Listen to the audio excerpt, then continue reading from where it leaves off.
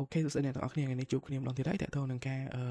បង្ហាញពីវិធីនៃការដាក់ watermark នៅក្នុងឯកសាររបស់យើងអញ្ចឹងនៅក្នុង Microsoft Word យើងក៏អាចដាក់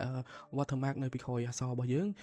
ជា logo សាលាឬក៏ក្រសួងឬក៏ស្ថាប័នណាមួយដែលបងប្អូនចង់ដាក់អញ្ចឹងខ្ញុំនឹងមកបង្ហាញពីដាក់ watermark ហ្នឹងអញ្ចឹងដើម្បីដាក់ watermark បានយើងចូលទៅក្នុង design ចូល tab design មក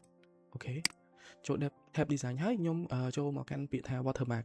អូខេអញ្ចឹងខ្ញុំចុចលើពាក្យ watermark ហ្នឹងមកអូខេអញ្ចឹងខ្ញុំអាចដាក់ជាអក្សរក៏បានដែរនេះខ្ញុំជ្រើសរើសអក្សរមួយនេះអូខេអញ្ចឹងវានៅលើស្លឹកឯកការរបស់យើងនឹងចេញពាក្យថា do not copy នៅលើស្លឹកឯកការរបស់យើងអញ្ចឹងណាអញ្ចឹងយើងសាក print មើលអូខេនេះជាស្លឹកឯកការរបស់យើងដែលមានពាក្យ do not copy នៅពីក្រោយស្លឹកឯកសាររបស់យើងអញ្ចឹងណាអញ្ចឹងខ្ញុំមកបង្ហាញពីរបៀបនៃការដាក់រូបភាពម្ដងអញ្ចឹងខ្ញុំចុចលើ watermark នឹងដដែលហើយខ្ញុំយកពាក្យថា custom watermark អូខេអញ្ចឹងនៅក្នុងនេះយើងមានជម្រើសច្រើនកន្លែងនេះជា text watermark មានថាកន្លែងហ្នឹងយើងដាក់អក្សរយើងចង់ដាក់អក្សរអីក៏បានដែរអញ្ចឹងខ្ញុំឧទាហរណ៍អក្សរហ្នឹងហើយខ្ញុំចុច apply មកឃើញទេអញ្ចឹងវានឹងចេញអក្សរនៅពីក្រោយឯកសាររបស់យើងអញ្ចឹងទៅអញ្ចឹងខ្ញុំចូលមកម្ដងទៀត custom watermark បន្ទាប់មកខ្ញុំចុចលើពាក្យ picture watermark អូខេអញ្ចឹងខ្ញុំទៅជ្រើសរើសយករូបភាពនៅក្នុង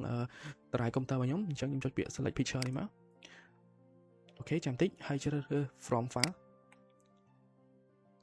អូខេវាអញ្ចឹងផ្ទាំងនេះមួយមកខ្ញុំអូសមក 3D របស់ខ្ញុំអញ្ចឹងបងប្អូនទាំងអស់គ្នាត្រូវតែដឹងថាlogo របស់បងប្អូនទាំងអស់គ្នាគឺមិនមានផ្ទៃ background ពីខាងក្រោយទេអញ្ចឹងបើសិនជារូបភាពរបស់បងប្អូនឬក៏ logo របស់បងប្អូនមានផ្ទៃខាងក្រោយដូចបែបនេះបងប្អូនត្រូវតែកាត់background ពីក្រោយនៃ logo របស់បងប្អូនមកដើម្បីឲ្យវាចេញ no background ចេះអត់មាន background ពីក្រោយដូច logo Google Drive របស់ខ្ញុំអញ្ចឹងចុចពាក្យហ្នឹងចុចលើ Google Drive របស់ខ្ញុំហ្នឹងមកហើយខ្ញុំចុចពាក្យ insert